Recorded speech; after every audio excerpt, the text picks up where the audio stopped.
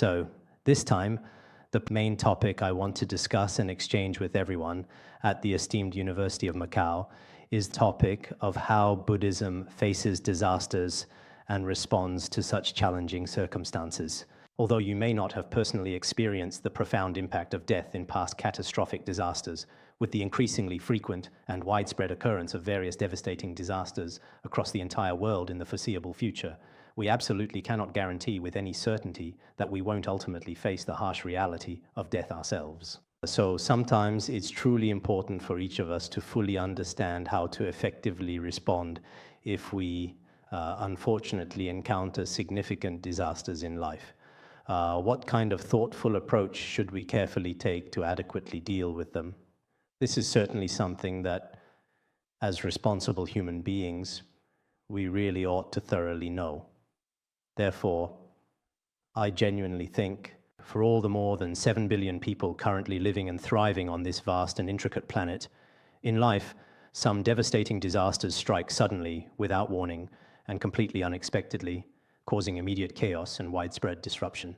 And some other significant events, although they are not widely reported by the mainstream news media, nor are they commonly known to people around the world, continue to unfold. We ourselves will inevitably encounter all sorts of different and often unpredictable disasters throughout our lives. In the end, we will also inevitably depart from this world. So, in fact, as human beings, when you are happily living in a comfortable and secure environment, you probably never truly imagine or even consider that one day you might actually encounter some truly unimaginable, utterly catastrophic disaster suddenly falling upon you and your life. But this is also a kind of profound ignorance on our part as human beings. As everyone truly knows, sometimes when we carefully look at significant disasters, people usually tend to imagine them as something very sudden. But in reality, it could also be something natural. On June 1st of this month, as everyone knows, June 1st is supposed to be a holiday that many children around the world celebrate joyfully, a day dedicated to innocence and happiness, International Children's Day. But on that day, on June 1st this year, tragedy struck without warning. The Chongqing shipwreck happened, with more than 430 people aboard without warning, suddenly plunging completely into the water and abruptly perishing very quickly, instantly. It's said that only about 14 people survived, and there are still a dozen or so missing. This is something that has drawn great attention not only across the country, but around the world, prompting deep mourning and contemplation, because in an instant, in a single tragic moment, more than 400 lives were lost, reminding us of life's fragility. Among them were elderly people in their 80s, as well as children as young as 7 or 8, and teenagers. In the same way, many people think this is a natural disaster, but there are also man-made factors, so it could be called a man-made disaster as well. A few years ago, everyone knew about the 9/11 terrorist attack in the United States. When the attack happened, it also took just a few seconds, a mere handful of moments. And in that moment, in that brief span of time, it's said that about 4,000 lives were lost. Some say it was over 3,000, but I haven't found the exact number yet, as the chaos made accurate counting difficult. But in reality, in just a short time, more than 4,000 people left this world, each life cut tragically short. And I remember seeing an interview with one of the survivors at the time, who recounted his narrow escape, who said with gratitude and grief, if his companion hadn't used his arm to break open the door at the back, more than 300 people would have died right then and there. But because one person, his companion, tried desperately, when the building was collapsing above, he desperately pried open the back door, and as a result, more than 300 people were rescued in the end, all within just 3 minutes. If he had been 3 minutes later, then those 300 people in the back would have had no way to escape. So sometimes death can tragically come in an instant, completely unexpectedly. It can happen in just a few fleeting seconds, a mere couple of minutes, or even within less than a single hour. We all know about the disappearance of Malaysia Airlines, the Wenchuan earthquake, the Yushu earthquake, the tsunami in Japan, and all kinds of devastating tsunamis and natural disasters in Southeast Asia. When such catastrophic events happen frequently across the world, people are truly shocked. They see the news and think, so many people died today. At that particular moment, we might genuinely feel a certain distinct way. Luckily, I am personally not among them. But in reality, if we truly and carefully observe the situation in our daily lives in ways both visible and invisible, even more people are affected by impermanence and disasters, facing their own silent struggles. We know that nowadays, if a few hundred people die in a single day, everyone is shocked. The tragedy dominates our collective consciousness. But in fact, those who die from illness, from suicide, from car accidents, there are countless such people every single day, their deaths scattered across cities, towns, and villages worldwide. I remember back in 2013, there was a report that caught my attention.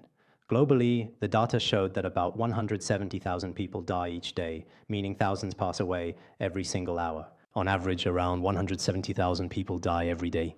When we see it reported in the newspaper, if 400 people die at the same time, everyone is shocked. But we often don't truly realize it. Every single day, 20,000 people also sadly leave this world. But at that time, it might be in different hospitals, in different places. Some people die at home, some die in hospitals, and some die on the road. People may have never truly thought about the profound impermanence of death when hearing such news. So this kind of unavoidable impermanence of death is indeed a reality that we simply cannot avoid. Some people think that death is very inauspicious, so we simply don't talk about it. But in reality, even if you don't mention it, there's nothing you can do. When the time comes, it will fall upon you. So what do I want to say to everyone here? All kinds of natural and man-made disasters like these, some are simply part of the natural order. Every person, when the time inevitably comes, will certainly die. All the people in the world, how many will still be alive in another 100 years?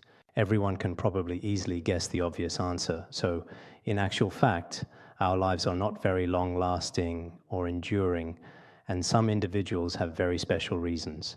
Why have there been so many natural and man-made disasters over the past decade or so? In fact, there are certain causes and conditions behind them. Of course, everyone knows that some of these issues are caused by human destruction. People think these are done by bad people, by terrorists. Everyone is aware of this too. But some of them might actually be caused by us humans ourselves. Because of our own inherent greed, destructive anger, and profound ignorance as human beings, here we are, perhaps inadvertently, doing many things that fundamentally go against the benevolent will of heaven, things we truly should not do. There used to be a widely accepted saying, man can conquer nature. Actually, its primary origin is derived from a distinguished scholar in the Song dynasty. In his poem, he wrote, "If the human mind is really settled, it can overcome nature."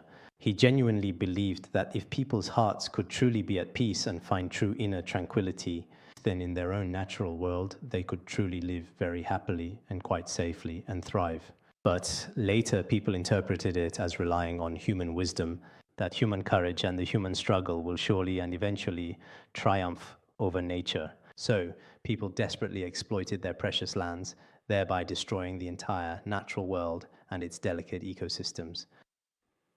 Especially when people's greed becomes excessively inflated, when their desires overshadow their values and principles, they stop at absolutely truly nothing, committing countless destructive and egregious acts that severely damage and ultimately destroy humanity's precious home and the delicate natural environment. Nowadays, many people believe that science is wonderful. Of course, in a certain sense, we all admire science. It has indeed brought a great deal of convenience and comfort to people on Earth.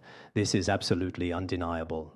However, sometimes it truly seems that if science genuinely brings us happiness and well-being and diligently protects the entire natural world, then it is indeed true science. It is truly useful science.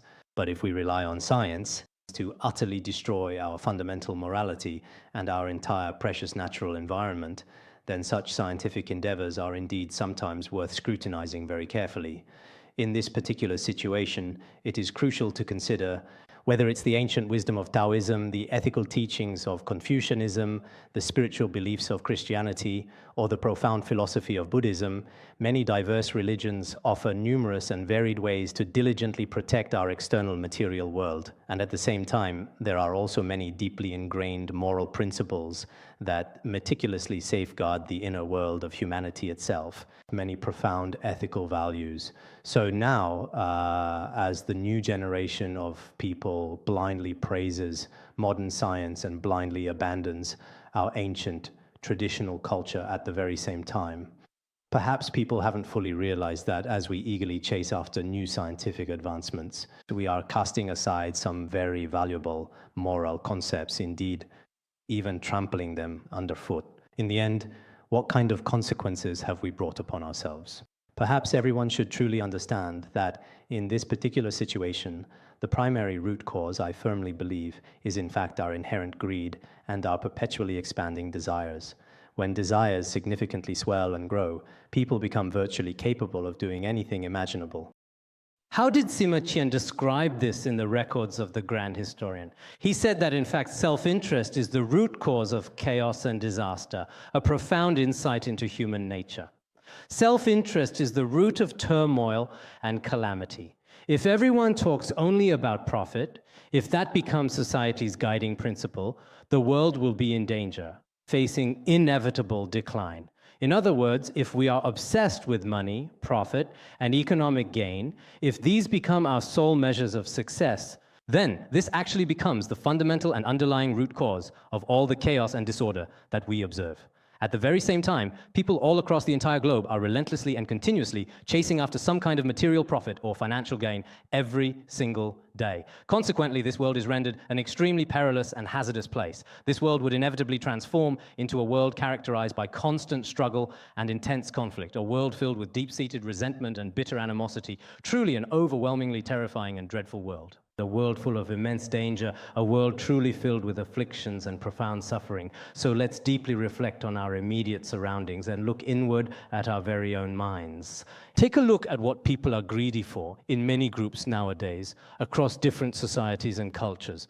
Perhaps most people are greedy for things like money, profit, status, wealth, and relationships. The objects of desire seem remarkably similar everywhere. Of course, as we live in this world, as human beings with physical needs, do we need these things? We all do, that's undeniable. Especially as a monastic myself, I have never denied any of these things. Whether it's the so-called basic conditions for human survival or values, none of them are denied, and Buddhism does not deny them either. Some people think that Buddhism is about seeing through everything and needing nothing at all. Actually, in certain specific precepts of Buddhism, there is such a concept. This applies when one's spiritual attainment is relatively high. But in general Buddhist views, the expectations for lay people and people in the world are not so strict. However, here I want to clearly and briefly remind everyone that if people today are excessively greedy and have far too many desires, an insatiable craving for more, they risk significant consequences.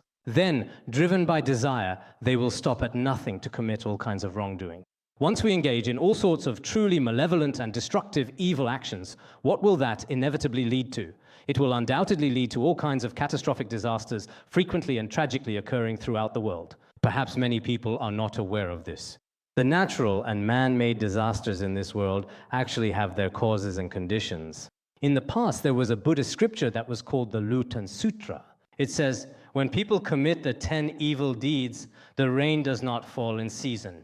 This means that when people engage in the 10 unwholesome actions to an excessive degree, then the entire world will not experience favorable weather conditions and timely beneficial rain, and there will not be peace and genuine happiness throughout the entire world. All kinds of devastating disasters will inevitably occur. This is something that perhaps many people without faith or a strong sense of morality may not necessarily acknowledge or fully comprehend. But in fact, anyone with even a basic understanding of the principle of the unity between heaven and humanity, if you use your own wisdom and observe carefully, you have to admit that this is a phenomenon and a fact that cannot be denied. Therefore, everyone here, for the sake of your own beloved family and your own cherished home, and even for our entire country, or indeed the whole earth, should keep all these important purposes in mind in our daily lives. We humans indeed need to consider very carefully what it is that we truly need.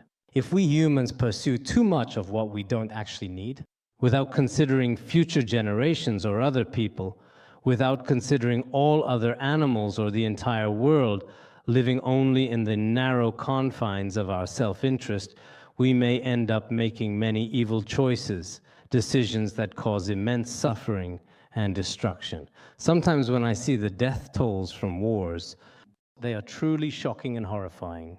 For example, during the devastating global conflict known as World War II, an estimated 70 million people tragically lost their lives. In World War I, over 20 million people also lost their lives. Of course, the exact numbers and precise figures vary considerably depending on the specific source. In some devastating Southeast Asian tsunamis, around 500,000 people tragically died. During the catastrophic tsunami in Japan, the death toll was also very close to 20,000. During the immense Wenchuan earthquake, it was widely said that around 70,000 people unfortunately died. But before that, for example, during the Mongol invasions, some historical records indicate that a staggering number of 30 to 60 million people died. So, when we look at these truly catastrophic wars, including the devastating Taiping rebellion in the past, the immense loss of human life in these conflicts meant the number of people who died was extremely high. During the War of Resistance against Japan, over 20 million people also died, though there are different figures. All of these are recorded in history. When later generations look back at history and see these things, including the brutal and devastating Japanese invasion that occurred at that time and so on, these historical events were truly terrifying and deeply impactful. But there are still many significant things we might have inadvertently overlooked or failed to fully comprehend. How did we overlook them? Because when humans were engaged in a profound and relentless war with the animal kingdom, the entire animal world was decisively and utterly defeated, and as a result, humans emerged as the undisputed and triumphant victors. In this ongoing and often overlooked process, how many countless living beings do we, as humans, tragically kill and extinguish every single day? Sometimes, when we observe slaughterhouses, the vast piles of beef and mutton are stacked high, resembling veritable mountains. These substantial quantities are then continuously transported in long trains and large trucks for export. Furthermore, you also frequently see the abundant meat of fish, ducks, chickens, pigs, and many other animals. Sometimes when they're hung on display racks, it looks like a forest. It's truly terrifying. When their fresh blood flows out onto the ground, it truly is like a vast, overwhelming flood. I have personally visited and meticulously observed many slaughterhouses myself. To be completely honest, these animals really should be treated with more compassion and respect, but instead they all have spirituality, they all have life, and they all experience suffering and joy. But we humans habitually and naturally think that they are primarily meant to be killed. They are indeed meant to be eaten. We often say with a certain conviction, kill and eat. If you don't kill, you don't eat. There's this kind of common saying that reflects a widespread perspective. Especially maybe people living by the sea like you all. I think that not killing animals is just complete nonsense. If I truly don't kill any animals, then what exactly am I supposed to eat in that case? A lot of people have this habit, and I understand that too. When we came to this earth, it was like this. But is this particular behavior of ours truly reasonable and justifiable, or is it not? We really should question ourselves and others about this. It's very necessary. From the profound perspective of the intrinsic value of the equality of all life, from the delicate balance line of life's inherent equality, we truly did come to this earth. And precisely because we possess powerful weapons, because we have the remarkable ability of language and can eloquently speak, and because we are endowed with all kinds of diverse and unique abilities when we possess this significant power, should we, or is it truly worth it, to deliberately kill all of these innocent living beings? There are even some, with the application of modern science and technology, that we might not even need at all, yet we still tragically wipe them all out. Whether in the vast ocean or on solid land, many precious species in the world are basically going extinct, one by one. Even at this point, humanity has never truly reflected on this. In the past, the renowned writer Tagore, he was not only a gifted writer, but also a celebrated poet, and he should be considered. In all of Asia, the first literary figure to win the Nobel Prize, he was an Indian thinker. In one of his profound essays, he clearly stated that if we humans were truly like animals, driven purely by instinct without moral restraint, in fact, humans would be even more frightening than animals, capable of cruelty that no beast could match. Sometimes I really think we are all just human beings, and we think of these as animals, as beasts, as brutes, as very stupid creatures, but they truly live their own lives and genuinely enjoy them. Except for a very few among them, like powerful leopards and majestic tigers, apart from a small handful of truly fierce beasts, they very rarely harm other living beings. On the surface, it truly seems that we humans are significantly more advanced than many animals. So, what exactly are humans? We are widely considered to be the most intelligent and capable among all living things. Indeed, among all creatures on this planet, we firmly believe that humans are the wisest and have the most authority to speak. But perhaps our actions in this world, along the delicate line of equality, within the brief span of our lifetimes, may inevitably affect the animals around us as we deprive them of their right to survive, their right to live, and their right to possess what is naturally theirs. Not only do we seize these fundamental rights, but we also actively destroy them. Therefore, such behavior has led to all kinds of situations in the world, consequences we're witnessing with increasing frequency. Whether it's earthquakes, tsunamis, natural disasters of unprecedented scale, plagues, or diseases that spread rapidly across continents. Perhaps you think these are not worth considering, that they're unrelated to our actions, that animals are meant to be killed and that we humans are meant to survive, that this is something granted to us by God, by the Buddha, or spoken by our revered ancestors. That what we should eat, what should be killed. In the relatively few and fleeting short decades of your own individual lives, you might also genuinely wonder, with a sense of profound curiosity, what if I were to truly become an animal? Would you actually, in reality, transform into an animal? Perhaps you do not fully comprehend the intricate and mysterious complexities of life itself. If you truly understood the mysteries of life, in fact, actually, many of the habits of the soul that we possess in this current life, some come from animals and some come from humans. There are all kinds of diverse life forms, and today you just so happen to be a human being, but in your very next life, can you absolutely guarantee 100% that you will not become one of the many sentient beings you see all around you, like a pig, a sheep, or a fish, or even a shrimp? Can you be absolutely sure that you won't become one of them? Are you 100% certain that after a person dies, just as some materialists say nowadays, that when the body perishes, the mind also ceases to exist? Can you be that sure? I think you probably can't be that certain, because like me, for decades now, I've been thoroughly and persistently examining this with a very rigorous, logical way of thinking. And at the same time, I've gone through, studied, and reflected on all kinds of ancient and modern literature. As human beings, those who truly don't acknowledge the concept of past and future lives are indeed very extremely ignorant. Now, whether you like it or not, whether you accept it or not, I have already made this determination and reached this conclusion through careful observation. If you don't accept it, then next, you can also speak to us face to face, frankly and directly. Whether it's to debate or refute me directly, I'm willing to accept it. If someone refutes this reasoning, I will still indeed accept it. But before I encounter such a person, I really have absolutely no other choice but to firmly stick to this particular viewpoint. If there truly is such a profound and significant thing as past and future lives, if humanity were to deny its own future lives, then that would be a tremendous loss. So what exactly is it that I truly want to convey to each and every one of you gathered here today? One crucial point I wish to emphasize is that perhaps the numerous and diverse disasters currently unfolding across the entire world right now are closely and intrinsically related to our collective human greed and our actions. The various illnesses we ourselves encounter in this very life, as well as sudden and unexpected family disasters or personal physical misfortunes, may be very closely and intricately related to your actions in your past life, or perhaps even earlier in this current life. Whether you personally choose to believe it or not, that ultimate decision is entirely up to you.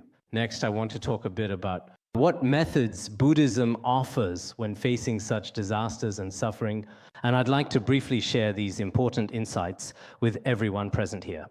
Actually, as I mentioned earlier, there are primarily two distinct types of disasters. One significant type is what we call collective disasters, which include major events such as devastating plane crashes, powerful earthquakes, and other sudden and impactful occurrences. For these, what we actually often use is, for example, in Theravada Buddhism. When encountering such disasters, people often devoutly recite Namo Buddha or chant the names of Buddhas, such as the revered name of Shakyamuni Buddha. According to the sacred scriptures, if one sincerely and devoutly recites the Buddha's name, some truly unfortunate disasters do indeed disappear completely. The Buddha's truly inconceivable and profound blessing power is indeed immensely vast and boundless. Some of you Buddhists really have no choice but to believe in it. As for non-Buddhists, many people simply never believe in this at all. I once met an atheist, a person who truly did not believe, who said, "I never believed in any of this, but once during a car accident, I was truly desperate, so I prayed to the Buddha with all my might." Because sometimes people really do, when they encounter the most critical and painful moments, look up at the sky, hoping for some blessing. For example, some time ago in mainland China, maybe not here, during the recent college entrance exams, many people who usually don't have any religious beliefs, some of whom I know personally, who normally don't believe in any religion, but when it comes to the college entrance exams, in order for their children to do well, they desperately go to temples to burn incense. I joke with some of them saying, "You don't believe in it normally and even oppose Buddhism. So why are you suddenly clutching at straws and going to the temple to burn incense now?" They often say, "Perhaps it will help a little. I truly have no other real choice." It's also okay to do good deeds with a skeptical mindset. That's still better than doing nothing or doing bad things, better to act with good intentions. In Theravada Buddhism, people also often pray to the Buddha regularly. And also in Han Buddhism, most people will recite mantras when facing disasters, such as Avalokitesvara Bodhisattva, who saves those in suffering and difficulty, Namo Avalokitesvara Bodhisattva. This is considered very effective. In the past, Master Yingguang also said, as long as you sincerely pray to Avalokitesvara Bodhisattva, whether it's natural disasters like earth, water, fire, or wind, or even your own physical imbalances and illnesses, or various forms of violence within the family, and so on, when such suffering comes, if you pray with single-minded devotion, he will manifest all kinds of wondrous powers, and then you will receive a response and gain liberation from it. So many people, perhaps including those of you on the South China seaside, some say it is a manifestation of Avalokitesvara Bodhisattva. Some say it is Avalokitesvara Bodhisattva himself, just like Mazu, who is also considered to be very effective. I've thoroughly read some of her comprehensive biographies. From a detailed historical perspective, considering the broader context of her life and times, she lived about 1,300 years ago. This has remained a tradition up to the present day. There are also especially many temples dedicated to her around the world. She also embodies the true spirit of Avalokitesvara Bodhisattva.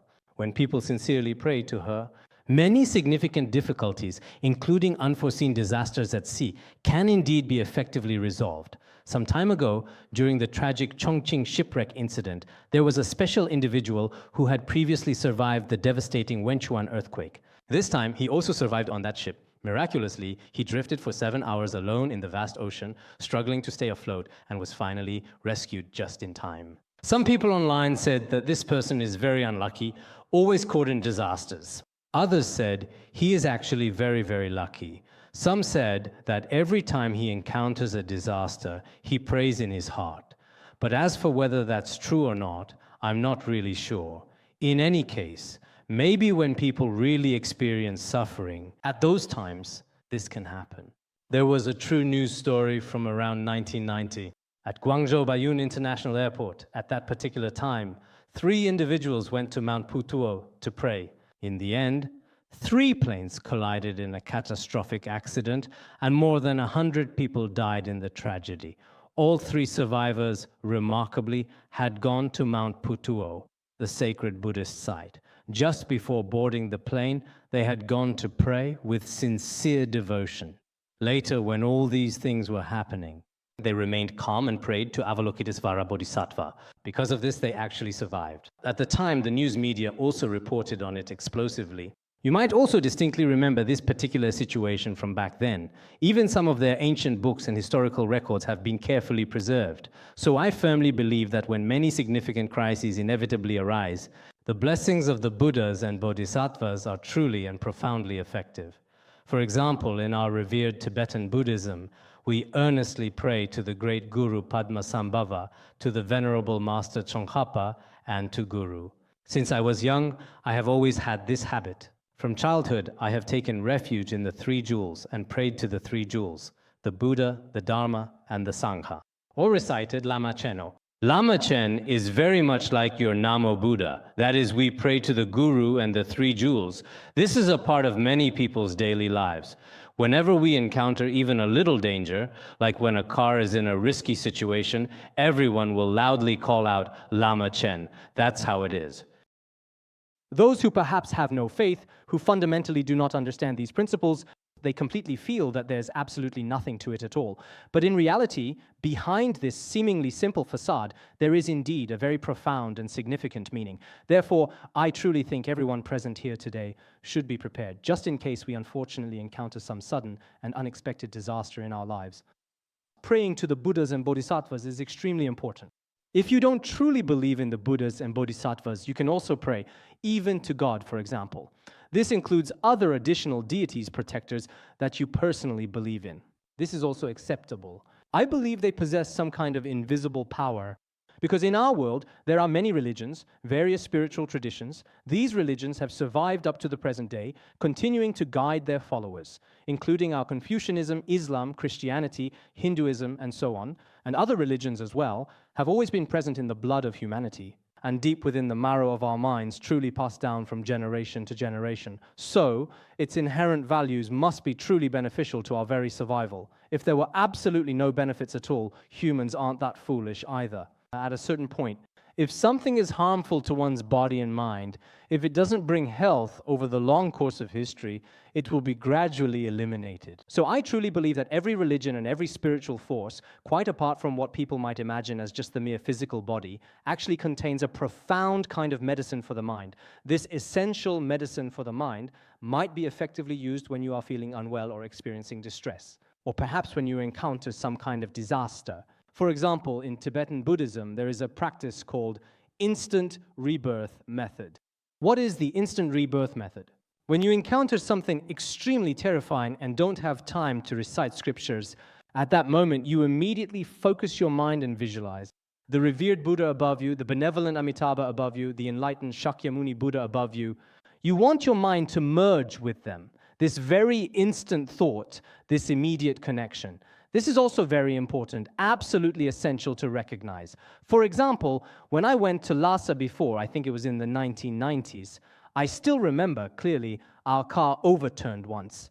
It rolled right into the Yarlung Changpo River, and although the car was totally wrecked, by some fortune, none of us inside lost our lives. When the car went over, everyone inside the car was praying in their own way. Some were calling out Lama Chen, some said, anyway, everyone. Some just exclaimed, ah, without saying anything specific. I don't even know what I said myself. I think I prayed, but I completely blacked out right then, and when I eventually woke up, a significant amount of water was already rushing in. Then we managed to find a way to escape, so we survived. But at that moment, I remember there was an old Lama standing there. He was the one who prayed the best. He just kept praying non-stop. Because quite unexpectedly, the car suddenly had a catastrophic tire blowout on the road and immediately lost complete control there. In the end, I clearly saw that there was a very large tree right in front of us. I thought if we were to hit that sturdy tree, we would undoubtedly be done for. Deep in my heart, it was like there was a Lama Chen guiding me, and I instinctively raised my hand to quickly shield my head. By that time, the car had already completely flipped over. In such situations like this, anyone would probably be truly terrified. But if someone is in the habit of regularly reciting the Buddha's name and usually has a practice of even when having nightmares, if you have the habit of praying, then at that moment it will come in handy. If you can rely on it at that moment, then even if you die, according to the teachings and scriptural evidence in the Buddhist sutras and treatises, you will not fall into lower realms. This is a very important matter. Even if you don't die, you will receive the blessings of many Dharma protectors. There is even a scripture called the Buddha Speaks Abhisheka Sutra. In the Buddha Speaks Abhisheka Sutra, it is profoundly stated that those who sincerely take refuge in the three jewels are continuously protected at all times by 36 powerful Dharma protector deities. This kind of truly remarkable phenomenon is very important. So as a person, if you only acknowledge science, only acknowledge empirical knowledge, and only acknowledge the purely material level of existence, but do not acknowledge the profound importance of religion or the spiritual dimension of life, that's certainly your choice. Our world is an inclusive one. Now I see that there are some individuals, including some who do not believe in Buddhism, who are especially resistant to or even resentful of us religious practitioners. Actually, I think this kind of attitude is very foolish. Whether you have faith or not, it's all acceptable. As for me, personally, I am a follower of the spiritual path of Buddhism, but I have deep respect for all other diverse religions and their beliefs. I also respect people who have no faith at all. I think their choice is right because that's what they prefer at the moment, but I can't just blindly insist without reason.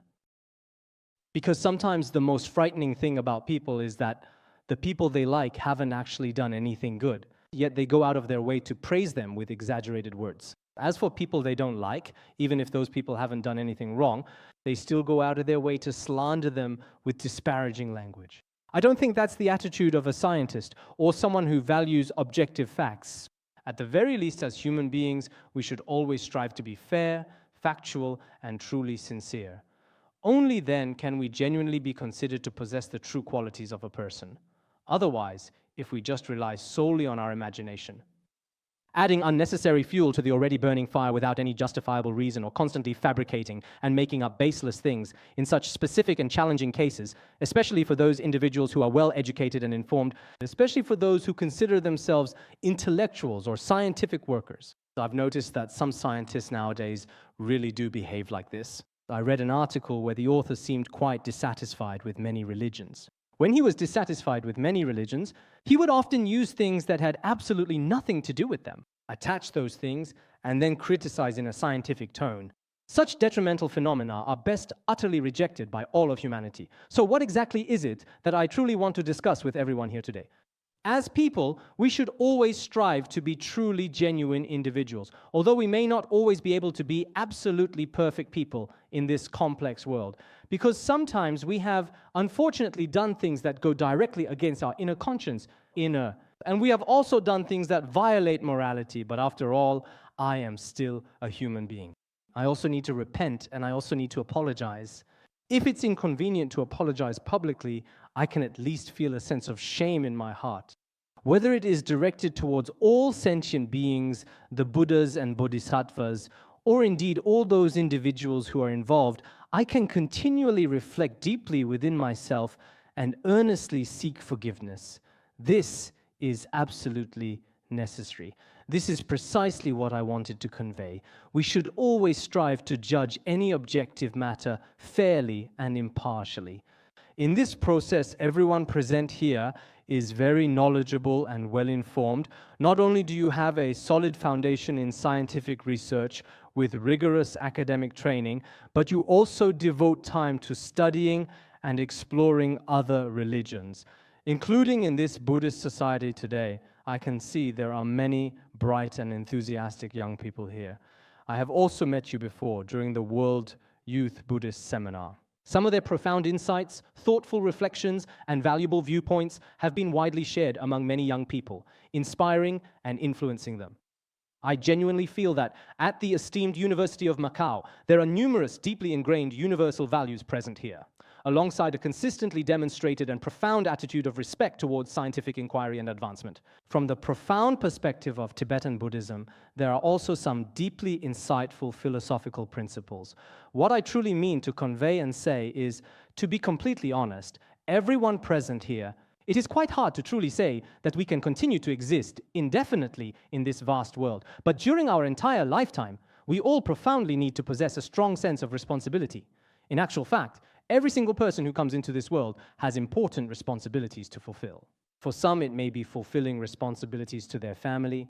For others, if you are a teacher, it is the care and concern you show your students. Some people, if you are an entrepreneur, then within your company, You have responsibilities toward your employees, as well as ensuring the quality of your products and so on.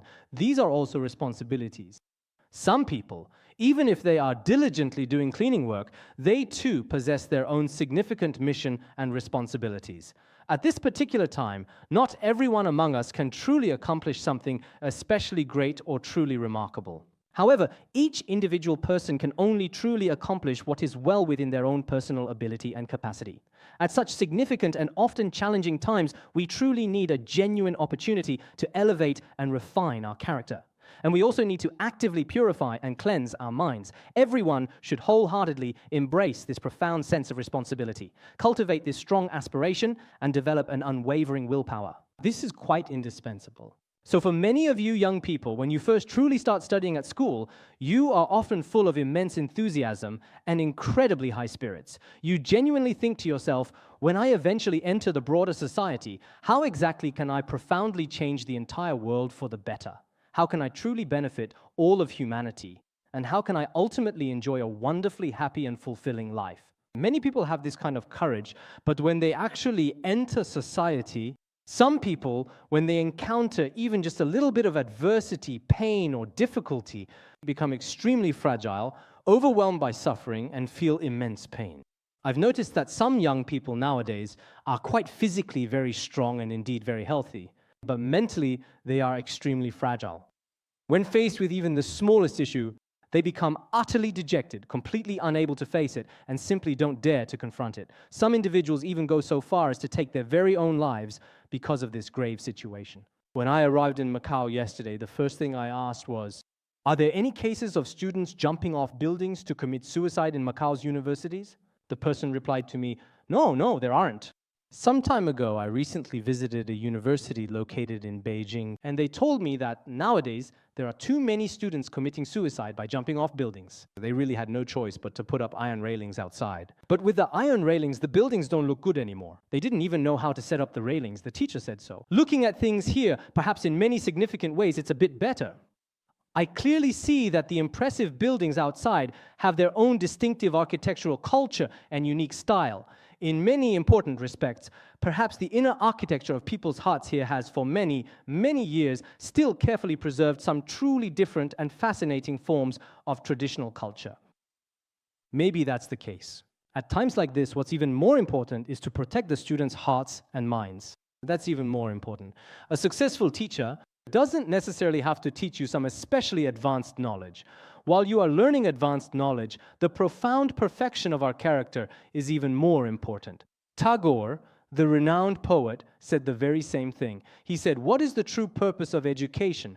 The fundamental purpose of education is to pass on the vital breath of life to people. In other words, if our education only teaches mere knowledge, that probably isn't quite enough. People today don't truly lack knowledge. When you open your phone or your iPad, all the vast information in the entire world appears before you in an instant. So now, compared to people in ancient times, people are well-read and knowledgeable about everything. But a lot of knowledge may not necessarily be beneficial to our lives. Many things nowadays are called fragmented culture, meaning they're short and fleeting. So what is the most important thing? Is that we should strive to be very kind people. Even if we can't be extremely kind, at the very least, our character should be up to standard. In your family, you absolutely shouldn't let a truly trivial matter to cause unnecessary conflict with your own beloved family members, to be disrespectful or unfilial to your elders, or to treat children with violence and beat them every single day, subjecting them to both physical and emotional harm. In Macau, it's not considered illegal to hit children, is that right? It's not quite like in the United States, where such actions are strictly prohibited. Can you actually hit them under the law? Or is it not allowed at all, even in mild forms of discipline? Is it exactly the same as what you would find in mainland? It's pretty much identical, wouldn't you agree? So you can definitely hit them, right? If you actually hit them, the police certainly won't be called. You don't hit them, you don't even dare to hit them, you're absolutely not allowed to hit them. All right, I truly won't get involved in this particular issue. No matter what, I truly think that our customs in many different places are quite distinct. But sometimes, especially when it comes to children or young students, there is a need for a certain kind of anger, a need to discipline and restrain them. But the most important thing is our inner mindset.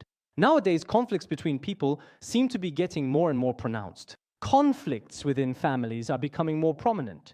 We may not lack material things, and as material wealth increases and information becomes more developed, and as transportation becomes more convenient, our inner world grows more and more complicated. People's emotions are becoming more and more diluted, while people's desires are expanding. The ongoing conflicts between the human mind and various material things are increasing significantly day by day. This is truly an unprecedented and unique situation. What exactly is our current reality? People are seen wearing all kinds of different clothes, some of which are indeed very beautiful, but they don't really feel anything. There are all sorts of delicious foods to eat, but it seems that on the tongue, there are specific tastes. Whether it's sweet, spicy, or salty, nothing really has any particular taste.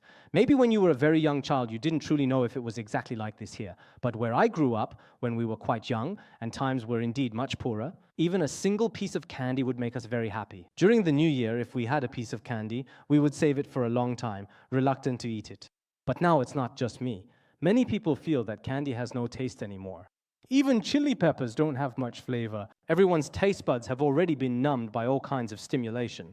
In the end, life just feels numb, like nothing really matters. When people become numb, the things they do also become very indifferent and bland, lacking warmth, depth, or genuine feeling. And things that go against one's conscience keep happening again and again, repeating themselves in ways that numb the heart. Each of us, when we come into this world, actually carries a truly beautiful wish and many wonderful dreams. But as we live our daily lives in this vast world, it often feels like we are blindly groping around in complete darkness at night. Consequently, everyone finds themselves in a state of profound confusion, a profound state of deep puzzlement, a kind of persistent obsession. At times like this, we truly need a spiritual guiding light. Perhaps we can indeed find this illuminating light when we carefully open the pages of history books, or within ancient, deeply rooted traditional religions or diverse cultural practices. Once we genuinely discover the true and illuminating guiding light for our hearts and souls. Oh, and we must also remember the warm water too. It's incredibly hot and humid in Macau, and yet, despite the sweltering conditions, we are still expected to drink warm water.